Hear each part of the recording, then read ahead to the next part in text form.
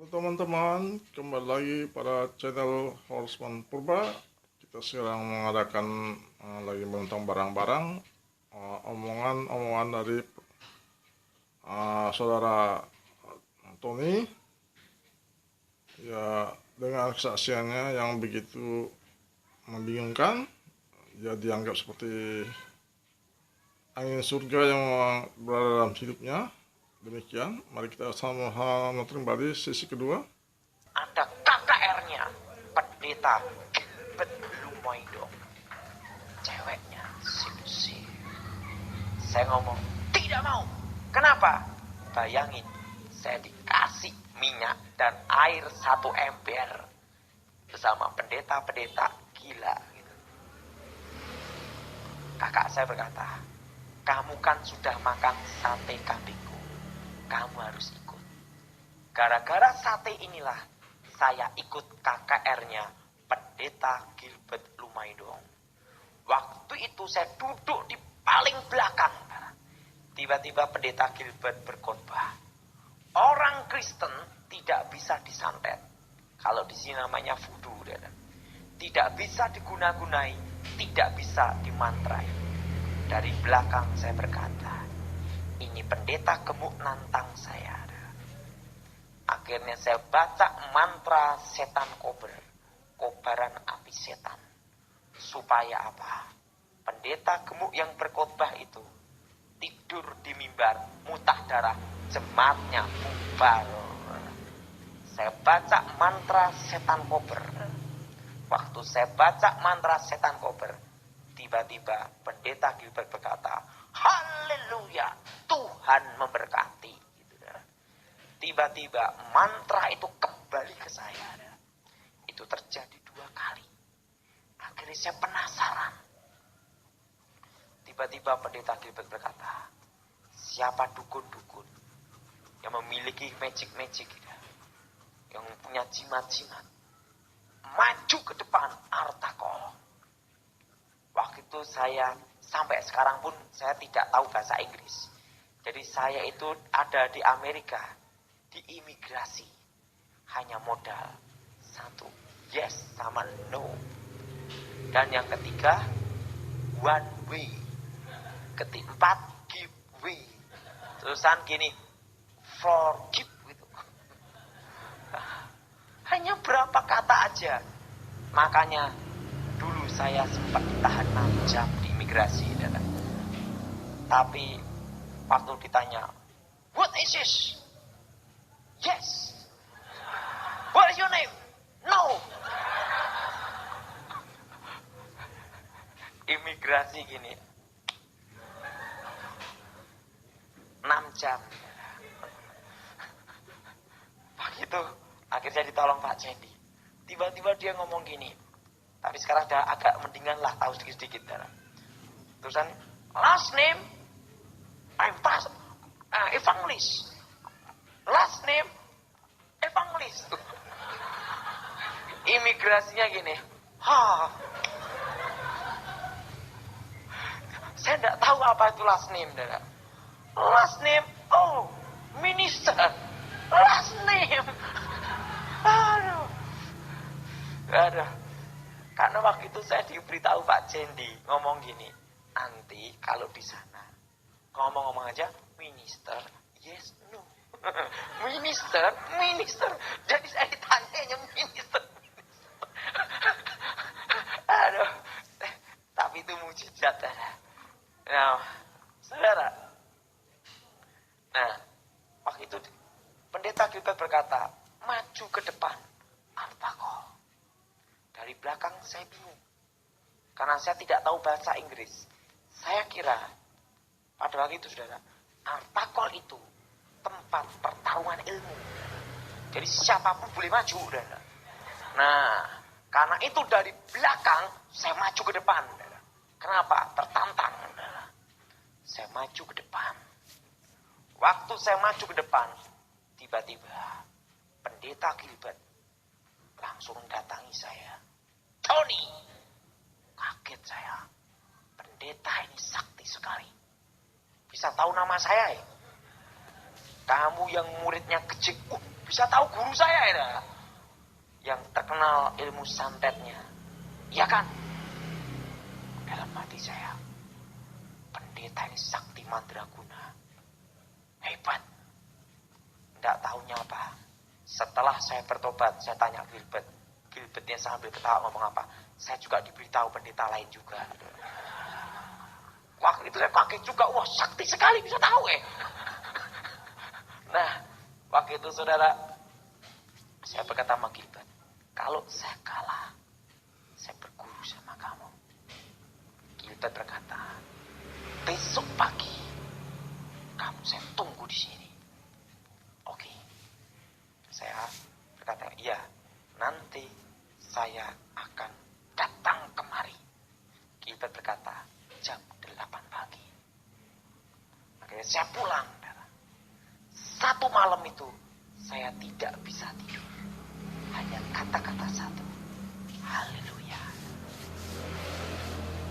Setelah itu, setelah malam berlalu, paginya saya datang. Pagi itu saya datang. Tiba-tiba pendeta-pendeta mengelilingi saya. Siki raba. Saya bingung apa yang diraba.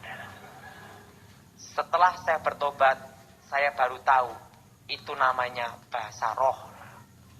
Saya bingung ini, apa saya ini ada di kumpulan orang-orang bego gitu kan. Saya lihat gitu. Nah, tiba-tiba Gilbert berkata, haleluya. Maka itu Gilbert berkata, kamu sudah siap. Saya siap dari tadi.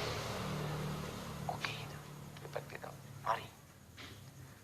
Langsung buat kayak lingkaran ya. Berapa pastor, berapa pendeta ada. Berapa pendeta buat lingkaran. Dan saya ada di tengah.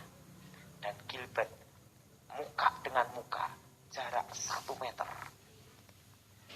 Disitulah saya bertarung dari jam 8 pagi sampai jam 12 siang. Pertarungan jarak dekat. Saya gunakan semua kekuatan magic saya. Anehnya, ada sesuatu kekuatan yang melindungi Gilbert, saudara. Pada waktu saya pukul gini, pukulan itu tidak bisa mengenai tubuhnya, adalah ada suatu kekuatan sehingga pukulan itu mengenai tubuh saya sendiri. Akhirnya saya muntah darah. Saya telan lagi, gengsi kalau ketahuan. Waktu itu saudara, dari tubuh saya, karena saya disusuk tembaga kuningan, besi, hancur dari dalam, keluar dari tubuh saya, serbuk tembaga, kuning-kuning itu. Waktu itu saya berkata, stop, kayak luka dalam waktu itu. Saya berkata, besok terusin lagi. Kenapa? Tidak apa-apa. Pada saya luka dalam, saudara. Saya pulang. 2 malam itu saya tidak bisa tidur. Pertama haleluya, kedua raba-raba. Bahasa roh. Nah, saudara, pada hari yang ketiga, jam 8 pagi, Gilbert sudah menunggu saya. Pendeta-pendeta mengelilingi. Saya ada di tengah. Dan pertarungan itu disaksikan banyak orang.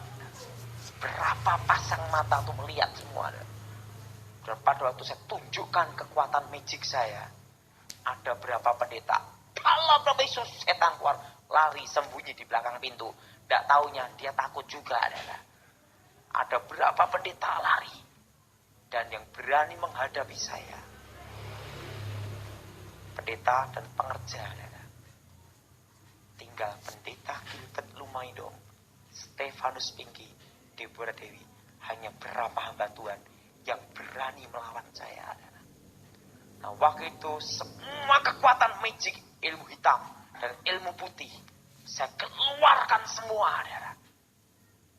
Tetapi tidak ada satupun mantra, kata-kata magic itu yang bisa mengenai pendeta Gilbert. Akhirnya saya berkata sama Gilbert, tepat jam 12 siang. Sekarang tinggal mantra terakhir. Kalau mantra ini kalah, kekuatan magic terakhir ini kalah, kamu jadi guru saya. Tapi kalau saya menang, kalian semua mati. Karena dalam sejarah ilmu terakhir itu, belum pernah ada seorang pun yang sanggup menandingi. Dan ilmu terakhir itu membuat kakek saya tidak terkalahkan. Waktu itu saya berkata, kalau saya kalah, saya berguru sama siapa. Pendeta Gilbert berkata, saya siap. Akhirnya saya mundur beberapa langkah dulu. Saya baca mantra, darah. Waktu saya baca mantra Pamengkang Jagat, tutup bumi sap itu dan guntur geni, api halilintar. Waktu saya baca mantra itu, dan apa yang terjadi? Waktu mantra itu diucapkan, ini kesaksian banyak orang yang mendengar dan melihat.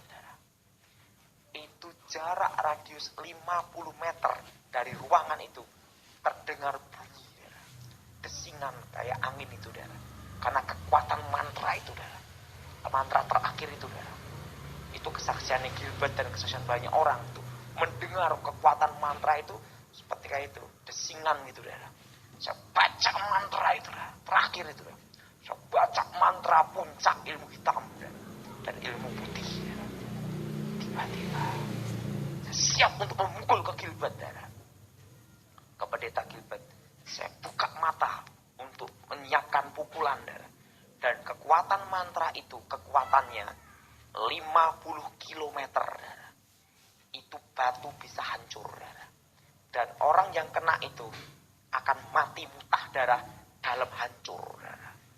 Dan sejarah ilmu itu belum pernah tertandingi. Waktu itu saya ngomong, siap. Gilbert ngomong, siap. Waktu saya baca mantra terakhir, tinggal memukul gini, tiba-tiba dari tubuhnya pendeta Gilbert keluar cahaya terang. Dan pendeta-pendeta semua keluar cahaya terang. Termasuk pendeta lari keluar cahaya terang juga, Pada waktu kelihatan cahaya terang itu, kelihatan seperti sinar, warnanya putih keperak-perakan, cahaya pelangi, Itu silau, Tetapi kekuatan mantra itu sudah ada di tangan saya, Pada waktu itu saya berhenti sejenak, dan ingat pesan guru saya, ramalan kakek saya, takdir kamulah yang akan menentukan pada waktu usia 18 tahun. Dan waktu hari itu tepat usia saya 18 tahun. Saya mundur berapa langkah.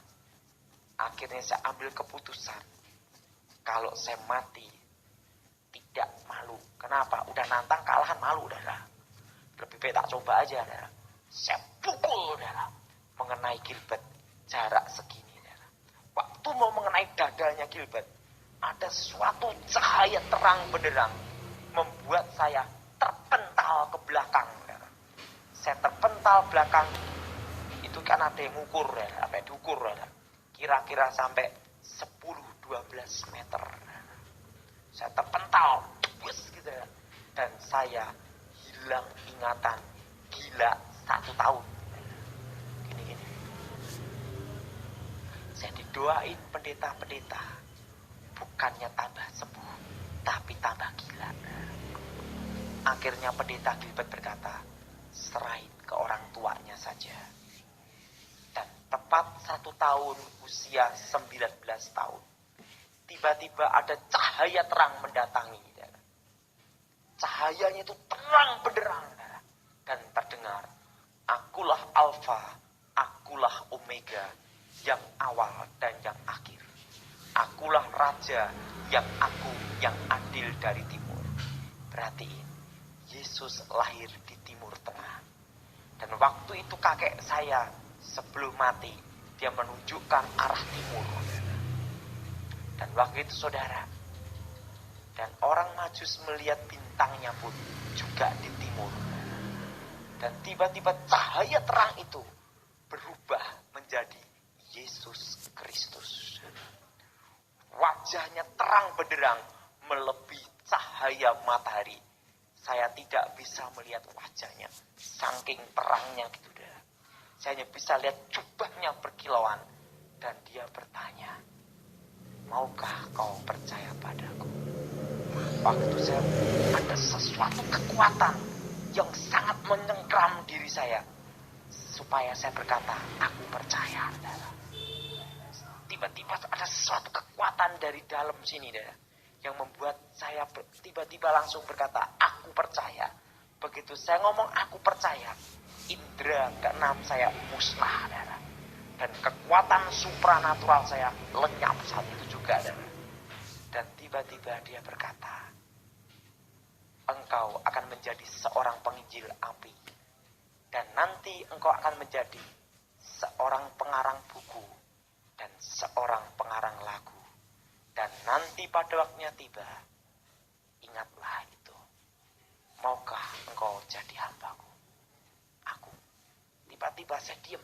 Tapi ada sesuatu kekuatan yang membuat saya berkata, gini aja, saudara. Ya, gitu aja. Tapi bingung. Saat itu juga saya langsung cahaya itu menghilang, saudara. Dan saya sembuh sampai sekarang. Setelah saya kembali pelayanan, kira-kira tahun 99, waktu itu saudara diadakan KKR, ada di Surabaya, di Tunjungan Plaza. Waktu itu tertulis, mantan dukun santet, dukun sakti, mengungkap rahasia ilmu santet, boleh dicoba, gitu saudara. Wah, boleh dicoba. Waktu itu banyak yang telepon. Akhirnya, karena di lantai 1 untuk nuansa supranatural, dukun-dukun praktek seluruh Indonesia berkumpul di sana, di Surabaya. Di lantai atas, kita gunakan KKR kelepasan. Dikira, karena temanya seperti itu, mengungkap rahasia santet, banyak yang dari bawah ini semua masuk ke tempat KKR. Sehingga waktu KKR itu terkumpul 2.700. Separuh dukun sama pasiennya, separuh orang Kristen. Di situ ada yang bawa keris, tombak, jimat-jimat. Ini tempat seminar KKR. Bagian depan sana untuk apa? Jual beli jimat. Dan waktu itu saudara, keadaan seperti kacau, saudara. Ada yang jual mantra-mantra gitu, saudara. Waktu itu saudara, pendeta senior ngomong sama saya, Daud, kamu kan junior, baru belajar. Kamu khotbah hari yang pertama. Padahal seharusnya hari yang kedua, saudara. Nggak taunya dia juga ngelihat juga gitu juga, saudara. Akhirnya saya maju. Pada hari yang pertama itu, saya lihat, saudara, dukun dari Banyuwangi, Kediri, Tulungagung, berbagai tempat berkumpul di situ, saudara. Karena apa? Mereka ingin tahu. Karena saya adalah pewaris tunggal Gejik Sapu Angin. Itu kakek nenek saya, saudara. Seorang tukang santet, ahli magic yang paling disegani, saudara. Akhirnya saya datang, saudara. Saya maju ke mimbar, saudara. Waktu itu Tuhan bicara sama saya. Tuhan bicara apa? Siapa yang punya magic, ilmu hitam, dan semua yang punya jimat-jimat, silahkan keluarkan ilmu kalian semua. Waktu itu saya disuruh Tuhan ngomong gitu, Tuhan, ini suaramu atau bukan? Kalau ini bukan suaramu, jadi sate, betul, saudara. Tapi Tuhan berkata, katakan aja. Waktu itu saya berkata, baik, saya sampaikan. Siapa yang punya jimat-jimat, mantra-mantra, dukun-dukun, keluarkan ilmu kalian semua. Karena mereka kan tahu saya bekas dukun dan sudah naklukkan berbagai macam aliran dukun.